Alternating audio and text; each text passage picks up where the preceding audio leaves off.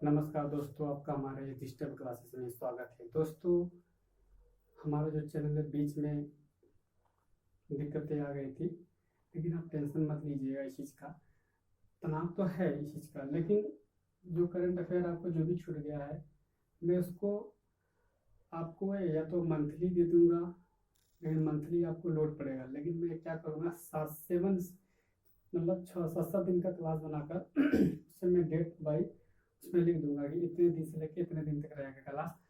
आप उस चीज़ को 1 बाई 1 करके नोट कर लीजिएगा दोस्तों। और मैं भी बहुत सारे बच्चों का मैं कमेंट आया है, इसमें ये भी क्लियर किए कि सर करंट अफेयर पूरा क्वेश्चन हम कहीं से भी मतलब बाहर नहीं जा रहा है, पूरा मिल रहा है। ठीक है, हाँ कुछ बातें थी जिसमें प्रश्न को मेंशन करने की, तो प्रश्न को मेंशन करने की इसमें कोई चीज़ें नहीं है। ठीक है, अगर जरूरत पड़ेगा तो मैं मेंशन बीच बीच में करते रहूँगा। ठीक है दोस्तों, बता भी दूंगा, वही क्वेश्चन इस पेपर में आया हुआ था। ठीक है, और अगर फिर प्रयास ये भी करता रहूँगा कि अब क्वेश्चन के नीचे जो रहेगा उसी के नीचे क्वेश्चन दे दिया करूँगा, जो आया हुआ क्वेश्चन खास तौर पर। ठीक है दोस्तों, जिससे आप लोगों के अंदर एक आत्मविश्वास बढ़े।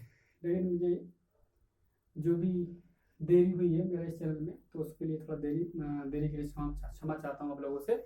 और आप लोग हमारे इस चैनल को सब्सक्राइब कर लीजिए। हाँ, अब आवाज़ की आपको लोगों को कोई दिक्कत नहीं होगी। दोस्तों, बिना देरी किए हम चलते हैं अपनी क्लास की तरफ। जो क्लास है ये नहीं है, ये ध्यान दीजिएगा, ये नहीं है 3 मार्च का, हमारा 21 मार्च का क्लास है। कब का है? 21 मार्च।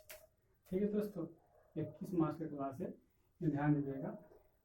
कहा गया है बुराई होनी भी जरूरी है, क्योंकि हर रोज अगर तारीख मिले आगे नहीं बढ़ पाएंगे। ये बात को ध्यान दीजिएगा। ठीक है दोस्तों, पहली बात, कोई भी लक्ष्य एक दिन में नहीं मिलता, उसके लिए तपना पड़ता है, चलना पड़ता है, संघर्ष करनी पड़ती है, काफी मेहनत करनी पड़ती है। और आप इसके लिए जी जान लगा दीजिए दोस्तों, अपना जी जान लगा दीजिए, उसके लिए तपना पड़ेगा, चलना पड़ेगा, चाहे लक्ष्य कैसा भी हो, छोटा हो या बड़ा। अपना आप यही काम करिएगा 100% देने के लिए। लेकिन 100% मेहनत का भी तरीका होता है दोस्तों। तो ये मैं बता दूंगा आपको वीडियो में। थिंकिंग करना, मनन करना लास्ट टाइम में जरूर करिएगा, जो भी कमी आ रही है उसको पूरा कीजिएगा। दोस्तों, चलते हैं अपने हम करंट अफेयर की तरफ। आज का पहला करंट अफेयर है Mahatma Gandhi Mahatma Gandhi Mahatma Gandhi Mahatma Gandhi green triangle. Green triangle ये क्या है? महात्मा गांधी ग्रीन ट्रायंगल क्या है?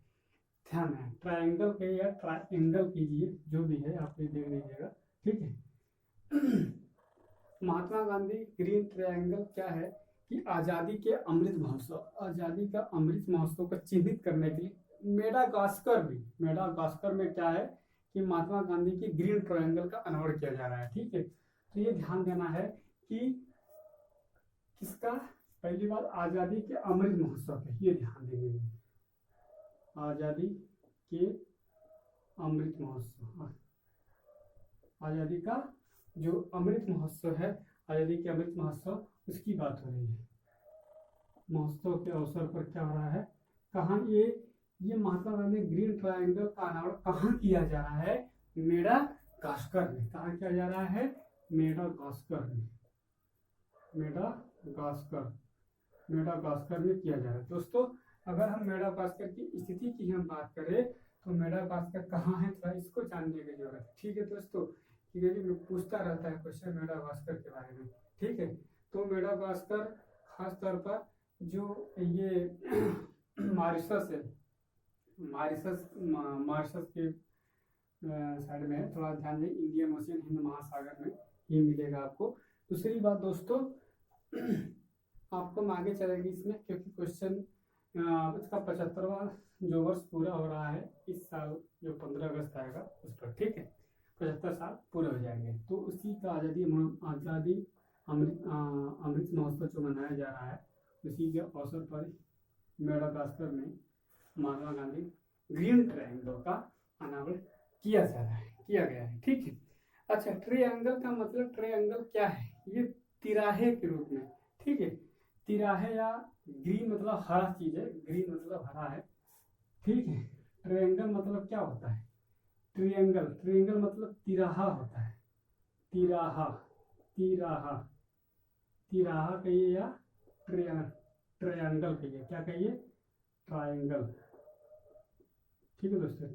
इसको अब इसको ये बोला जा रहा है, और जिसमें ग्रीन ग्रीन, या तो फिर हम तिराहे में, इस तिराहे में क्या है कि ग्रीन कलर की बात हो जाए, ग्रीन कहिए या हरा रंग, हरा रंग का जो प्रयोग है पर्यावरण के लिए हो रहा है, किसके लिए, इस शब्द सतत विकास और पर्यावरण को बचाने के लिए।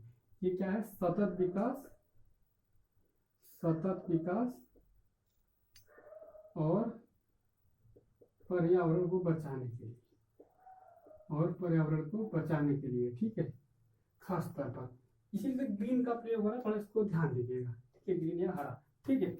आगे हम बढ़ते हैं, इसी में अगला आपका, अच्छा इस ट्रायंगल का जो उद्देश्य क्या है ये ध्यान देना है कि महात्मा गांधी को क्या है कि श्रद्धांजलि अर्पित करना है, ठीक है, इसका उद्देश्य ही है खास तौर पर, ठीक है, ये पॉइंट को नोट कर लीजिएगा। बाकी हम बताएं, महात्मा गांधी एक प्रसिद्ध प्रवासी थे, क्या थे, प्रवासी, प्रवासी थे, ये प्रसिद्ध प्रवासी थे, ठीक है, प्रसिद्ध प्रवासी थे।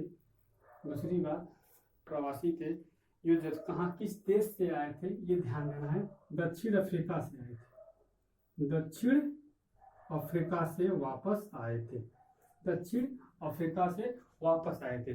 दोस्तों फटाफट मेरे इस चैनल को सब्सक्राइब, लाइक और शेयर कमेंट करके मुझे बताइएगा हमारा चैनल कैसा है, और आप जरूर बताइएगा, क्योंकि दोस्तों क्वेश्चन बहुत ही महत्वपूर्ण है और पेपर में आएंगे, 100% आएगा। क्यों, पहला क्वेश्चन तो यही आएगा, महात्मा गांधी किस देश से आए थे, प्रवास करके किस देश से आए थे, वो दक्षिण अफ्रीका से, ठीक है, जिसको उस बोला जाता है, वहां पर उन्होंने एक प्रयोग किया था भारत के लिए, समझिए कि प्रयोग था कि हमें भारत को स्वतंत्रता कैसे दिलानी, उनके लिए प्रयोग था जो दक्षिण अफ्रीका में किए थे। दूसरी बात, आगे हम बात करेंगे कि मेडागास्कर में भारतीय, मेडागास्कर में गुजरात के लोग ज्यादा हैं, गुजरात के लोग ज्यादा हैं बड़ी संख्या में, और गांधी जी गुजरात के जानते हैं, पोरबंदर में इनका जन्म ही हुआ था, ठीक है। तो गांधी जी का जन्म थोड़ा ध्यान दीजिएगा थोड़ा सा, कि इनका जो जन्म है, जन्म जो है इनका 2 अक्टूबर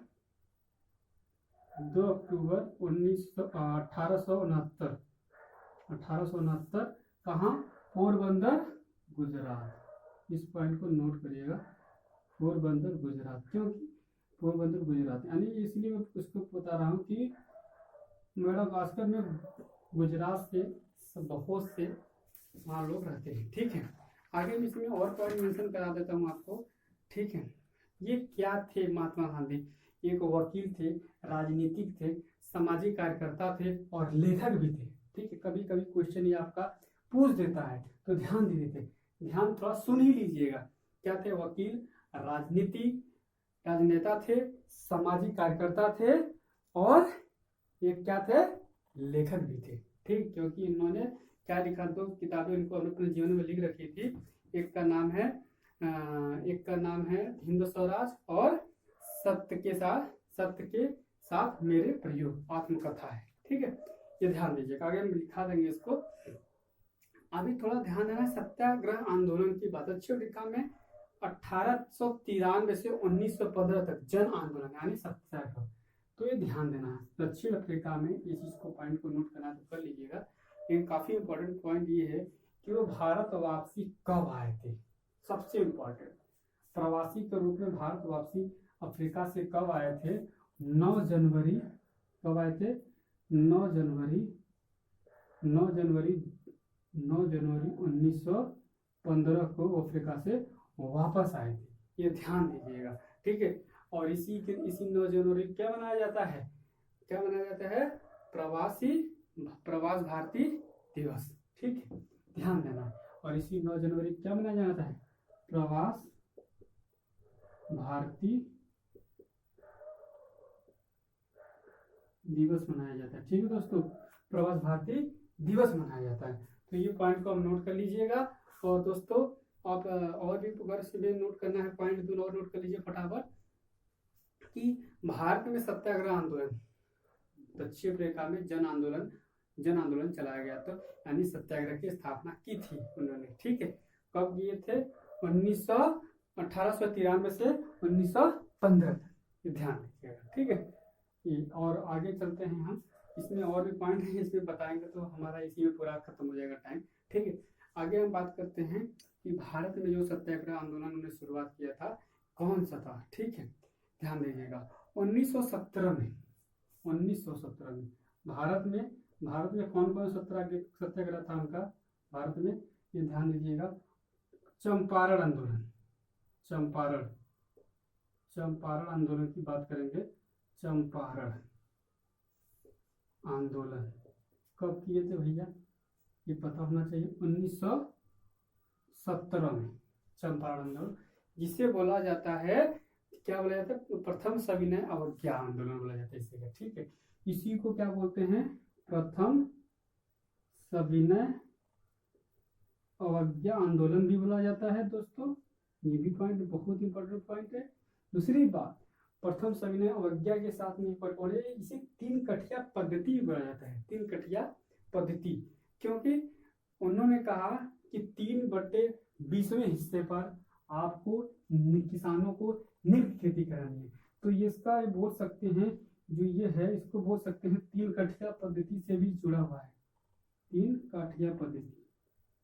ठीक है, ये क्वेश्चन आपका मतलब क्या है? 3 कठिया पद्धति यानी 3 यही लिख देते हैं, यानी 3/20वें, ये क्वेश्चन 3/20वें हिस्से पर कौन सी खेती करनी थी? हिस्से पर नील की खेती के लिए शोषण हो रहा था इनका खास तौर पर, इसीलिए राजकुमार शुक्ल करके उन्होंने जाकर के महात्मा गांधी से मिले थे खास तौर पर। ठीक, ये ध्यान दीजिएगा। और आगे हम पॉइंट नोट कर लीजिएगा इसमें फटाफट। दूसरा इसी का और मतलब साथ में क्वेश्चन पूछता है, तो इन्हीं का आंदोलन है अहमदाबाद मिल हड़ताल। फटाफट नोट करिए, अहमदाबाद मिल हड़ताल की हम बात करें 1918 में अहमदाबाद मिल हड़ताल 1918 में। कब? मार्च 1918, ध्यान दीजिएगा, ये कभी क्रम पूछता है। मार्च 1918 में इसको क्या बोला जाता है? प्रथम भूख हड़ताल।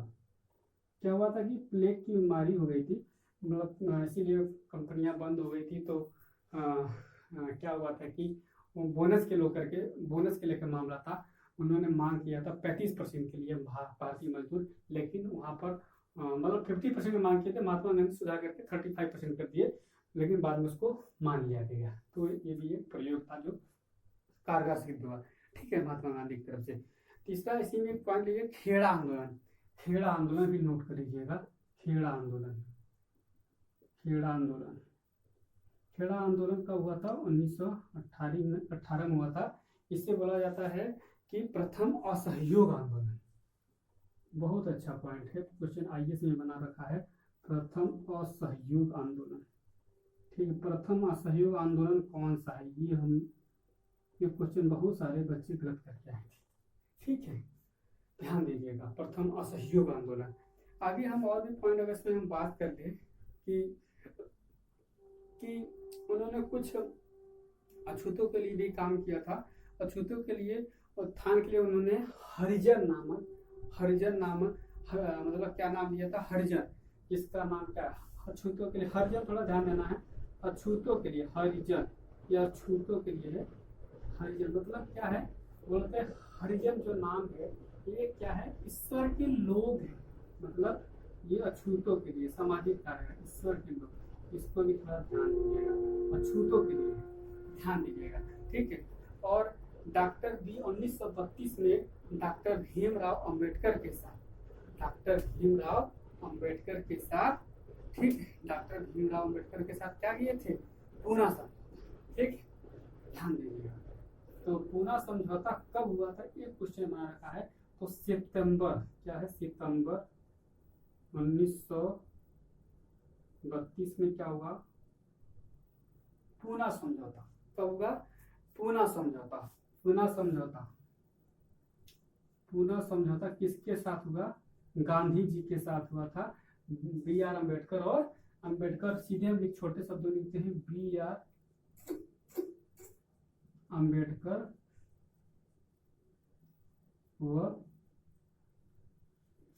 गांधी जी, वो गांधी जी के बीच हुआ था। तो दोस्तों इस पॉइंट को नोट कर लीजिए, काफी इंपॉर्टेंट पॉइंट है। और भी इसमें पॉइंट है, लेकिन हम आपको थोड़ा सा ही करा देते हैं। इनकी जो पुस्तकें हैं इनके द्वारा लिखी गई, हिंद स्वराज, हिंद स्वराज गांधी द्वारा, हिंद स्वराज, हिंद स्वराज इनकी जो पुस्तक है, हिंद स्वराज काफी इंपॉर्टेंट पॉइंट है कि छोटे छोटे एग्जाम में हिंद स्वराज ये पुस्तक है, ध्यान देना है, हिंद स्वराज। और एक पुस्तक का नाम है आपका इसमें सत्य के साथ मेरे प्रयोग, आत्मकथा इनका है, सत्य के साथ, सत्य के साथ मेरे प्रयोग, मेरे प्रयोग इनका आत्मकथा है, ठीक है। और एक दो पॉइंट और नोट करना है तो कर लीजिए। इसमें 30 जनवरी को नाथूराम गोडसे, 30 जनवरी 1948 को मृत्यु हो गई थी, ध्यान दीजिएगा। 30 जनवरी 1948 को क्या हुआ था, मृत्यु हो गई थी। किसने मारा था, नाथूराम गोडसे ने, पता है सभी को। इसी के उपलक्ष्य में क्या मनाया जाता है, शहीद दिवस मनाया जाता है। क्या मनाया जाता है, शहीद दिवस, ठीक है। और 30 जनवरी क्या मनाया जाता है, राष्ट्रीय, क्या मनाया जाता है, शहीद दिवस मनाया जाता है। क्या मनाया जाता है, शहीद दिवस, शहीद दिवस, ठीक है, 30 जनवरी, ये ध्यान दीजिएगा दोस्तों। काफी इंपॉर्टेंट क्वेश्चन, काफी इंपॉर्टेंट टॉपिक है ये, वेरी वेरी इंपॉर्टेंट कर लीजिएगा। क्यों कर लीजिएगा कि पहली बात तो ग्रीन जो ट्रायंगल का अनावरण कहाँ किया गया है, ग्रीन ट्रायंगल का अनावरण कहाँ किया गया है, मेडागास्कर में किया गया है। इस पॉइंट को नोट कर लीजिएगा, ठीक है। और ये ग्रीन ट्रायंगल है क्या, ये जो हरा, मतलब क्या हुआ है, तिराहे गुरु, तिराहे की बात कर, तिराहे में ग्रीन या हरा जो बात होती है तिराहे पर, उसमें क्या इसका मतलब क्या है, सतत विकास में पर्यावरण के संरक्षण की बात कर रहा है। दूसरी बात, ये प्रवासी थे, प्रसिद्ध प्रवासी थे जो दक्षिण अफ्रीका से 9 जनवरी 1915 को वापस आए थे भारत, ठीक है। और जन्म 2 अक्टूबर 1869 को, ध्यान दीजिएगा, पोरबंदर में 2 अक्टूबर को, ध्यान दीजिएगा। और भारत में 3 राष्ट्रीय, जो हमारा 3 राष्ट्रीय स्तर पर जो मनाया जाता है दिवस, खासतौर पर कौन कौन से है, रिपब्लिक डे, ठीक है, रिपब्लिक डे है, इंडिपेंडेंस डे और 2 अक्टूबर गांधी जयंती, तीनों को ध्यान दीजिएगा दोस्तों। और आगे बढ़ते हैं इसी के साथ में, ठीक है।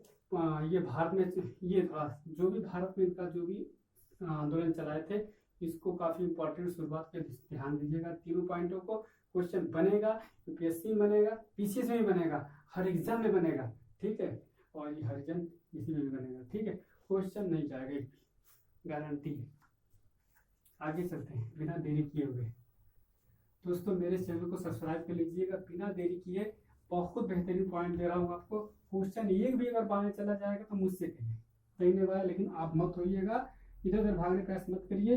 हाँ, बीच में जो भी छूटा है आपको एक पॉइंट आपको क्लिक करा दूंगा, करंट अफेयर का एक भी क्वेश्चन चला जाएगा, जिसका एग्जाम हो, ग्रुप डी का, चाहे ग्रुप डी का एग्जाम हो, रेलवे ग्रुप डी का, चाहे एनटीपीसी का सेकेंड स्टेज हो, या फिर लेखपाल का जो एग्जाम है, बच्चे भी बीईडी का एग्जाम, टेट का एग्जाम, सभी जो एग्जाम दे रहे हैं सभी बच्चे जुड़ जाए, क्वेश्चन एक भी बाहर नहीं मिल जाएगा।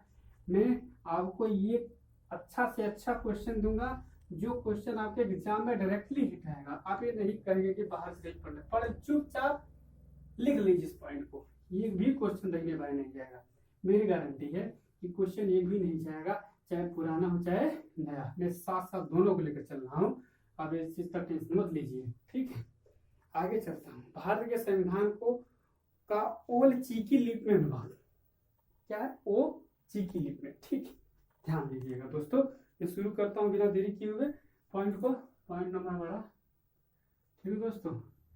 दूसरा, भारतीय भारत के संविधान का ओल चीकी लिपि, ओल चीकी लिपि में अनुवाद। ठीक है, भारत के संविधान का ओल चीकी लिपि में अनुवाद। ठीक है दोस्तों, इस पॉइंट को नोट करिए, फटाफट नोट करिए। ठीक है, अरे ये सही कर लीजिएगा, होता है। ठीक है, ध्यान दीजिएगा। ठीक है, का ओल चीकी लिपि में अनुवाद। अच्छा, ओल चीकी लिपि है क्या, ये भी थोड़ा ध्यान दीजिएगा। ठीक है, पहली बार ऐसा बात हो रहा है, ध्यान दीजिए। इसे ओल चेमेट या ओल सीकी या ओल कभी कभी संथाली वर्णमाला के रूप में जाना जाता है। ध्यान दीजिएगा, बहुत अच्छा पॉइंट है। ओल चीकी लिपि को क्या बोलते हैं, इस लिपि को ओल चीकी लिपि को क्या बोलते हैं, इसको ध्यान दीजिएगा। ओल चमेट, ध्यान दीजिएगा, ओल चमेट, इस पॉइंट में ओल पॉइंट नोट करिएगा, छोड़िएगा नहीं। ओल चमेट, ओल चेमेट, ये ध्यान दीजिएगा। ओल सीकी और ओल और कभी कभी संथाली वर्णमाला। ठीक है, क्या है, ओल चेमेट, ओल सीकी, ओल चेमेट, ओल सीकी,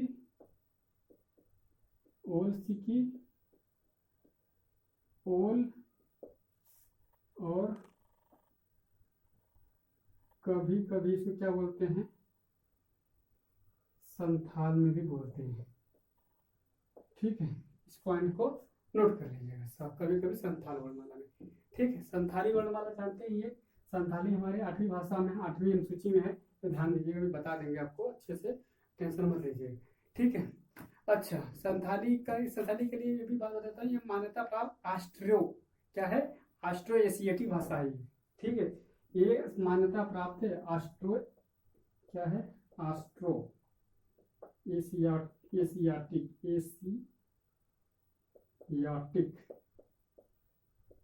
भाषा। ठीक है दोस्तों, इस पॉइंट को नोट करिएगा। अच्छा, और अब आगे बढ़ते हैं बिना देरी किए, बहुत इंपॉर्टेंट पॉइंट है। ठीक है, क्यों इंपॉर्टेंट है, क्योंकि संथाली भाषा आ गई है। ठीक है, संथाली का मतलब भी समझ पा रहे होंगे अच्छे तरीके से, 8वीं अनुसूची में है, जो 92 कॉन्स्टिट्यूशन अमेंडमेंट पे जोड़ा गया, 92 वाले में, ध्यान दीजिएगा। ठीक है, ये ध्यान दीजिएगा। आगे हम बात करते हैं दोस्तों। ठीक है, बोडो, डोगरी, मैथिली और संथाली जो जोड़ा गया। ठीक है, ये ध्यान 2004 से लागू हुआ था। आगे हम बढ़ते हैं दोस्तों, भारत, अच्छा, इस मान्यता का महत्व भी तो कुछ होगा। अनुसूचित जातियों के लिए विकास के लिए विशेष प्रावधान है संविधान में। ठीक है, किसके लिए, SC/ST के लिए। और अनुवाद में बात करेंगे हेम्ब्रम पाठकों के लिए कानून शक्ति और समुदाय के लिए मौलिक अधिकार की समझना। ठीक है, हेम्ब्रम एक उपनाम है, किसका है, आदिवासियों के बीच होता है, ध्यान रखना। अब हम बात करेंगे, इसी में एक आता है, इन्हीं से संबंधित है, हेम्ब्रम, क्या नाम है, हेम्ब्रम, बहुत इंपॉर्टेंट पॉइंट है, इसलिए इंपॉर्टेंट बता देता हूँ अभी। हेम्ब्रम क्या है, एक जनजाति है, खास तौर पर ये ध्यान दीजिएगा, जनजाति का उपनाम है, ये ध्यान दीजिएगा, उसके पीछे टाइटल लगती है। ठीक है दोस्तों, हेम्ब्रम, ये ध्यान दीजिएगा। आगे हम बात करेंगे इसी में हेम्ब्रम की बात।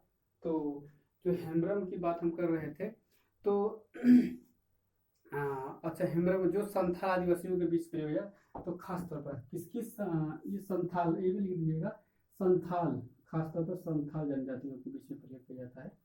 ठीक है, संथाल, इसका जो उपनाम है, ये संथाल जनजाति के बीच में प्रयोग होता है। ठीक है, दूसरी बात, आप इस पॉइंट को नोट कर लीजिएगा कि संविधान के अनुसूची 5वां और अनुसूची 6वां की बात करते हैं। संविधान के अनुसूची 5वां और 6वां, संविधान की जो अनुसूची है 5वां व 6वां, ये दोनों सूचियां हैं क्या, ये ध्यान दीजिएगा। इसमें हमारा अमित्री में हम इसी तरह याद किए हैं। ठीक है, तो खास तौर पर असम, मेघालय, मेघालय, मिजोरम और एक क्रम रख लेते हैं, त्रिपुरा और मिजोरम, ये जनजाति है। ये इस अब देखिए इसमें क्या है, इस छठवें के अलावा, छठे के अलावा बोल सकते हैं जो भी इस छठे इसके अलावा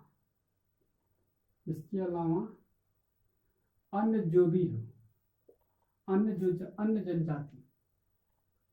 जनजाति की जो भी प्रशासन की बात हो, एडमिनिस्ट्रेटर की बात हो, उसकी बात करता है। ठीक है, ये ध्यान दीजिएगा। ठीक है, प्रशासन नियंत्रण की बात। ठीक है, अच्छा अब हम बात करेंगे जो ये विशेष प्रावधान है खास तौर पर इनके लिए संविधान में। ठीक है, खास तौर पर अनुच्छेद 244(2) और 275(1) को ध्यान देना है। अनुच्छेद 244(1) और 275(2), ये दोनों को ध्यान देना है। ठीक है, अनुच्छेद ध्यान दीजिएगा। ठीक है दोस्तों, इस पॉइंट को बहुत इंपॉर्टेंट पॉइंट है, ध्यान दीजिएगा। ठीक है,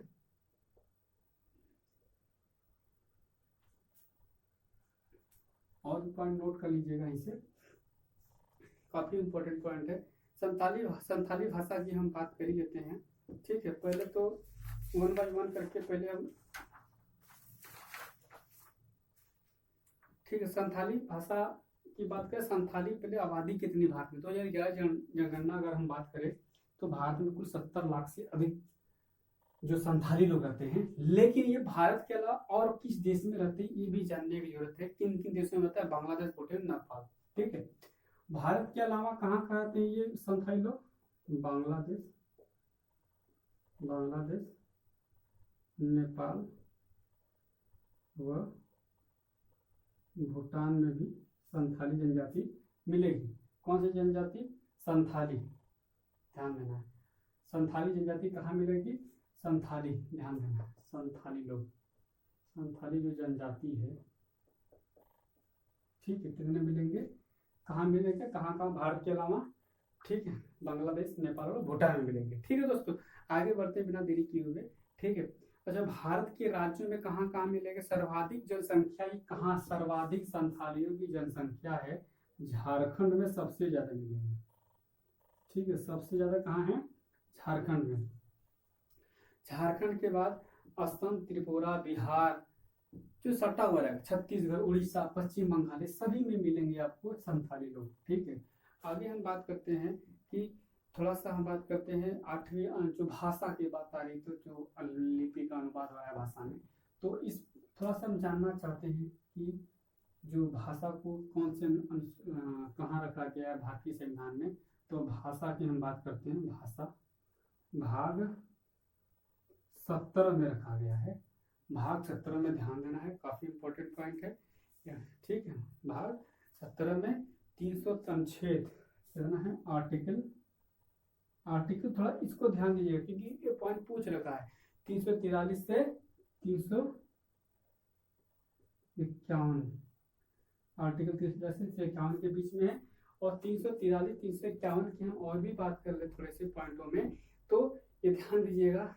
344 क्या है, संविधान के प्रारंभ में 5 वर्षों तक की जो भाषा की बात हो रही थी कि 5 वर्ष की समाप्ति पर राष्ट्रपति द्वारा एक आयोग का गठन का प्रावधान था। ठीक है, जो भाषा को लेकर खास तौर पर हिंदी भाषा को भी इसमें शामिल किया गया था बाद में। ठीक है, तो 351 में हिंदी भाषा का विकास करने की बात आती है। ठीक है दोस्तों, तो हम बात करेंगे भारत के संविधान के 8वीं अनुसूची में कितनी भाषाएं हैं। ठीक है, 8वीं भाषा जो कितनी, 8वीं अनुसूची में, 8वीं अनुसूची में कितनी भाषाएं हैं, इस पॉइंट को, तो कितनी भाषाएं हैं, 22 भाषाएं, 22 भाषा है।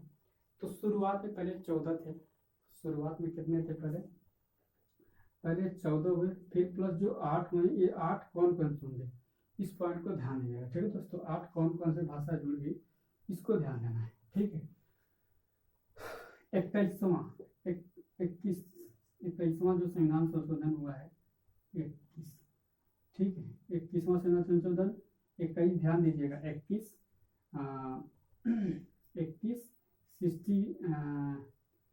21 है, 6 2 8 और 71 है, ठीक है, 71 है, इनको जोड़ दीजिएगा, ठीक है, कितना हो जाएगा 92 हो जाएगा, ठीक है, ठीक है, ध्यान दीजिएगा। अभी तीनों संविधान संशोधन को थोड़ा एक पॉइंट में नोट कर लीजिएगा फटाफट, कब कब थोड़ा सा ध्यान दीजिएगा, 1967, 1992 और 2003, ठीक है, ये 1967 में है, 1967, 1992 और ये 2003 में, इसमें सिंधी को जोड़ा गया था, ठीक है, ये ध्यान दीजिएगा। इसमें आपका नेपाली है, नेपाली है, खास एक कोकड़ी में मणिपुरी नेपाली, ठीक है, कोकड़ी मणिपुरी नेपाली, ठीक है दोस्तों। इसमें आपका बोडो, डोंगरी, संथाली और मैथिली, ठीक है दोस्तों। बाकी 14 भाषाओं को आप याद रखिएगा जो पहले वाली थी, ठीक है दोस्तों, क्योंकि क्वेश्चन उससे बनते रहते हैं, इन भाषाओं को आप नोट कर लीजिए, ठीक है दोस्तों, क्वेश्चन आपका बन जाता है, ठीक है। आगे हम बढ़ते हैं बिना देरी किए हुए, आपका 8वीं अनुसूची पर जो भाषाएं हैं, 8 भाषाएं का मैं ये खास तौर पर मेंशन किया हूँ, बाकी 14 भाषाओं को नोट कर लीजिएगा, क्योंकि चीज 14 में से पूछेगा कौन सा नहीं है, ठीक है दोस्तों। आगे बढ़ता हूँ, मैं अगला पॉइंट की तरफ बढ़ता हूँ। इसमें अगर क्वेश्चन से पूछ रखा है कि 8वीं अनुसूची में कभी 4 भाषाओं को दे देगा, बोल देगा इसमें से कौन से भाषाओं को जोड़ करके कुल 22 किया गया है, ठीक है, कुल बढ़कर 22 हो गई थी ना, कुल 22 भाषाएं हो गई थी, कौन सा संशोधन था वो, ठीक है, इस पॉइंट को नोट कर लीजिएगा। ऐसे कुछ बनाते रहते हैं तो ऐसा नहीं है, ये आपको गलत हो जाएगा। Very good question. चलिए अंतर्राष्ट्रीय वन दिवस की तरफ चलते हैं बिना देरी किए हुए। अगला पॉइंट बहुत इंपॉर्टेंट पॉइंट है, आप इसमें से एक भी क्वेश्चन आपका दाहिने बाएं जाता है तो मुझे बताइएगा। हाँ, अगर 1-2 पॉइंट छूट जाता है इसमें से तो मैं नोट करा दूंगा आप लोगों को, ठीक है दोस्तों। आगे हम पॉइंट आगे बढ़ते हैं।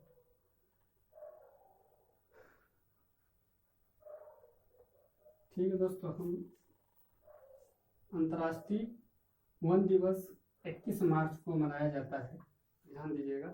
अंतर्राष्ट्रीय वन दिवस, तीसरा पॉइंट, अंतर्राष्ट्रीय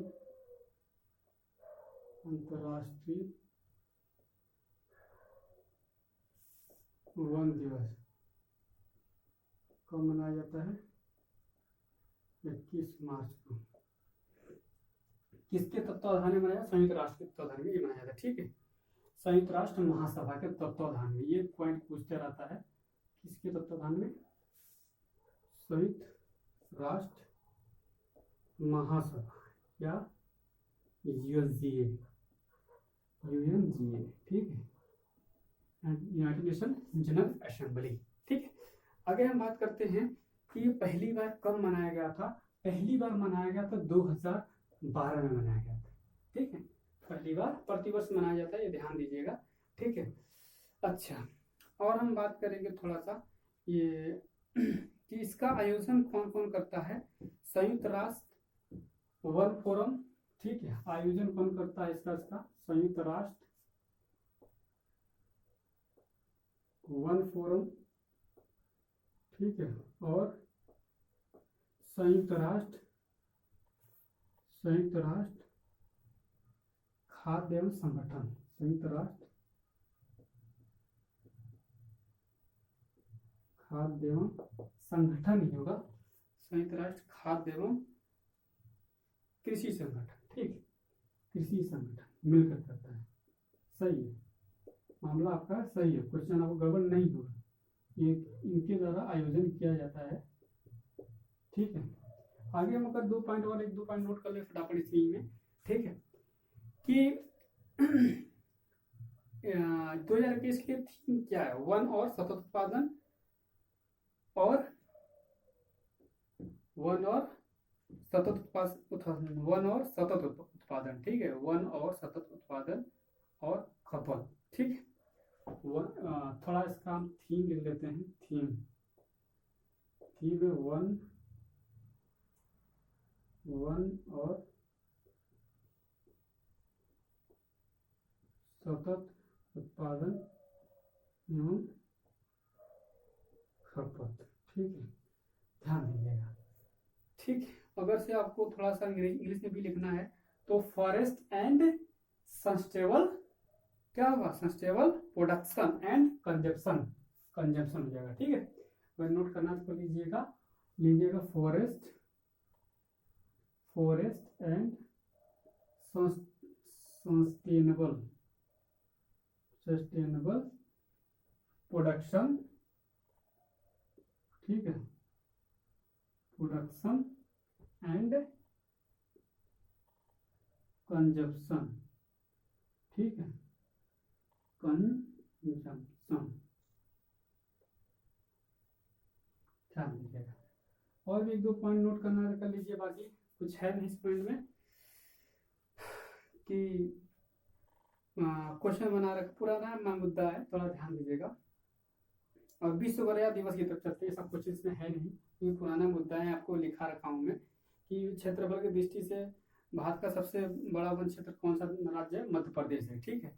मध्य प्रदेश, अरुणाचल, छत्तीसगढ़, उड़ीसा और महाराष्ट्र। अच्छा, ये बात ध्यान दीजिएगा 2019 की दृष्टि से भारत के 2021 में वन क्षेत्रफल में वृद्धि हुई है, ये ध्यान दीजिएगा।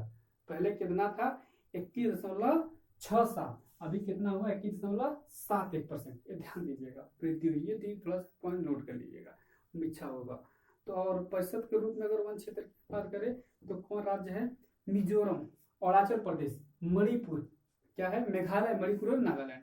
अच्छा, विश्व गौरैया दिवस की बात करते हैं बिना देरी किए हम। विश्व गौरैया दिवस, ठीक है। गौरैया पक्षी के बारे में तो जानते ही हैं। विश्व गौरैया दिवस क्या है, गौरैया दिवस की बात करें 20 मार्च को मनाया जाता है, खास तौर पे ध्यान दीजिएगा, ठीक है दोस्तों। अच्छा, एक भारतीय पर्यावरणविद जो है वो मोहम्मद दिलावर की एक नेचर फॉरएवर सोसाइटी के द्वारा इस दिवस की शुरुआत की गई थी, ठीक है, नेचर फॉरएवर सोसाइटी जो है, नेचर फॉरएवर सोसाइटी भारतीय पर्यावरणविद है, ठीक है, दिलावर करके, इतना ही जानिए, लास्ट पॉइंट इसको नोट करिएगा, दिलावर करके, मोहम्मद दिलावर, ठीक है, ध्यान दीजिएगा। नेचर क्या है, नाम है नेचर फॉरएवर सोसाइटी करके उनका एक, उसी संस्था के द्वारा शुरुआत की गई थी। पहली बार 2010 में मनाया गया था, इतनी पॉइंट को नोट कर लीजिए, बाकी हम बात करेंगे, ठीक है। पहली बार कब मनाया गया था, पहली बार ये 2010 में मनाया गया था।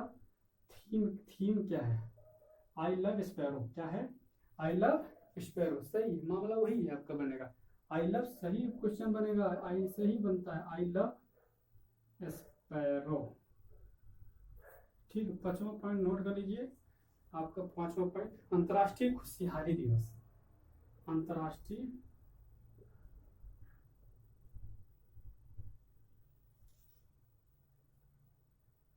खुशहाली दिवस, ठीक है दोस्तों। अंतर्राष्ट्रीय खुशहाली दिवस की हम बात करते हैं, कब मनाया जाता है, इस पॉइंट को नोट करिएगा, 20 मार्च को, प्रत्येक वर्ष 20 मार्च को अंतर्राष्ट्रीय खुशहाली दिवस मनाया जाता है, ठीक है दोस्तों। संयुक्त राष्ट्र द्वारा 2013 में इसकी शुरुआत हुई थी, ठीक है, ये ध्यान देना, इतना ही लिखना, यूएन द्वारा 2013 में शुरुआत की गई थी। इसमें पॉइंट टू पॉइंट फटाफट नोट कर लीजिए, ध्यान दीजिएगा, ठीक है। अच्छा, क्या है कि संयुक्त राष्ट्र उत्पाद जीएनपी पर सकल राष्ट्रीय खुशहाली को अपनाया गया है, ठीक है, ध्यान, जीएनपी पर अपनाया गया, ध्यान देना। सर्कोलास्टिक उत्पाद पर ध्यान देना है क्वेश्चन को। अच्छा, थीम रखना है। थीम क्या है? Keep com, stay wise and be kind. ठीक है, बी काइंड है, ध्यान देना। ठीक है, इसकी जो 2022 की जो थीम है, 2022 की जो थीम है, ये इंपॉर्टेंट पॉइंट है। क्या है? कीप कॉम, क्या है? Keep com, stay, keep com, stay wise and be kind. Stay wise and be kind. ठीक है, कीप कॉम, कीप कॉम ध्यान दीजिएगा, इंग्लिश में लिख लीजिएगा। Keep com, keep com, stay, stay wise and be kind. ठीक है, ध्यान दीजिएगा। विश्व खुशहाली रिपोर्ट, ये ध्यान दीजिएगा। अभी विश्व खुशहाली रिपोर्ट की हम बात करते हैं। इसी में विश्व खुशहाली रिपोर्ट की हम बात करते हैं। किसके तत्वाधान में? संयुक्त राष्ट्र के तत्वाधान में। संयुक्त राष्ट्र के द्वारा संयुक्त राष्ट्र सतत विकास समाधान नेटवर्क, संयुक्त राष्ट्र विकास, संयुक्त राष्ट्र विकास, संयुक्त राष्ट्र विकास, संयुक्त राष्ट्र सतत विकास, वही मैं कह रहा हूँ, सतत विकास, सतत विकास, सतत विकास समाधान नेटवर्क के द्वारा जारी किया जाता है। ठीक है, विश्व खुशहाली रिपोर्ट। अच्छा, भारत की इसमें बात करें तो 150 देशों में, 150 देशों में भारत का स्थान कितना है? 136वें पर है, 136वें पर है। ठीक है, पहले कितना था? पिछले साल पहले में कितना था? 139 था, ये ध्यान दीजिए। ठीक, तो सुधार हुआ है, ध्यान देना। क्वेश्चन काफी इंपॉर्टेंट है, ये ध्यान दीजिएगा। ये क्वेश्चन आपको डायरेक्ट पूछेगा और ये डायरेक्ट पूछेगा। ठीक है, विश्व खुशहाली, सीधे सीधे पूछ रहा क्वेश्चन अभी कि जो खुशहाली रिपोर्ट है, विश्व खुशहाली रिपोर्ट किसके द्वारा मनाया जाता है? तो ये ध्यान देना है, संयुक्त राष्ट्र, संयुक्त राष्ट्र, इस चीज को संयुक्त राष्ट्र सतत विकास समाधान नेटवर्क के द्वारा बनाया जाता है। ठीक है, दूसरी रिपोर्ट जारी की जाती है, ये रिपोर्ट ध्यान देना है। ठीक है, और वहीं पर भारत की जो पूछेगा क्या हालात है, तो भारत की जो स्थिति है, पहले 139 थी, अभी 136 हो गई है। ठीक है, 150 देशों में। ठीक है, इस चीज को अभी फिनलैंड लगातार 5वें वर्ष की पहले स्थान पर बना हुआ है। इस भी पॉइंट को नोट कर लीजिएगा। ठीक है, आगे हम चलते हैं। आपका जो क्लास है, यही इतना ही क्लास था। बाकी दोस्तों आज के लिए बस इतना ही था। बाकी आपको मेरे क्लास में जो भी कोई प्रॉब्लम होगा जरूर बताइएगा, और हमारे इस चैनल को आप बहुत तेजी के साथ सब्सक्राइब, लाइक, शेयर, कमेंट करके जरूर बताइएगा कैसा क्लास रहा। क्वेश्चन आपको नहीं, मैं गारंटी देता हूँ क्वेश्चन नहीं जाए, करंट अफेयर रहे या विषयवार रहे, ये भी क्वेश्चन देखने पाए नहीं जाने दूंगा दोस्तों। ठीक है, याद रखिएगा। चलते हैं आपके।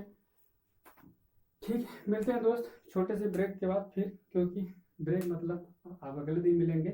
ठीक है, और दूसरी बात दोस्तों, ये भी ध्यान दीजिएगा कि जो 21 मार्च का करंट अफेयर है, हम ये तो आपका हो गया, लेकिन आपका जो छूट गया है, लगभग पूरे महीने की छूटा है, तो मैं ऐसा नहीं करूँगा। जो छूटा है, बाकी पीछे से भी रिवीजन करते चलूँगा। ठीक है, क्योंकि एग्जाम आ रहा है, बच्चों का एग्जाम है, हमारे समझ से जुलाई महीने में स्टार्ट है,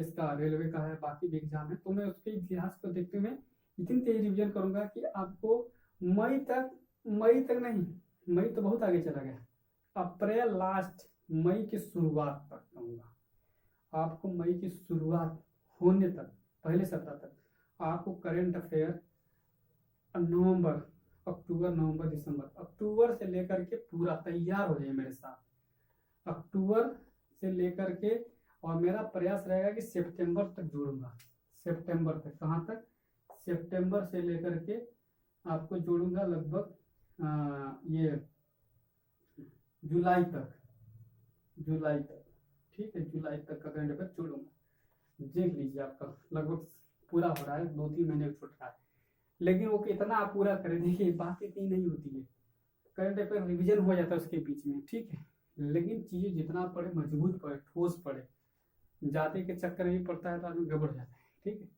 जो पढ़े ठोस पढ़े, ठीक, रिवीजन करते रहिए। बाकी दोस्तों आप अपने सेहत का ध्यान रखिएगा, ये कोरोना वगैरह नहीं है, मास्क का प्रयोग तो करते रहिए, और वहीं जो सोशल डिस्टेंसिंग है उसको बना के रखिए, ताकि जो भी आज के दौर में चल रहा है, आप लोग बाकी देश समझदार हैं, ठीक है, अपने पढ़ाई पर खास तौर पर ध्यान दीजिए, नंबर भटकिए, करंट अफेयर पूरा नोट करिएगा, लिखिएगा, ठीक है, उस सेकंड में चेक भी करूंगा करंट अफेयर, आप सोच रहे हैं मैं कैसे चेक करूँगा, चेक कर लूँगा, टेंशन मत लीजिए, ठीक है दोस्तों, ये ध्यान दीजिएगा। बाकी मिलते हैं, okay, thank you so much, ठीक है दोस्तों।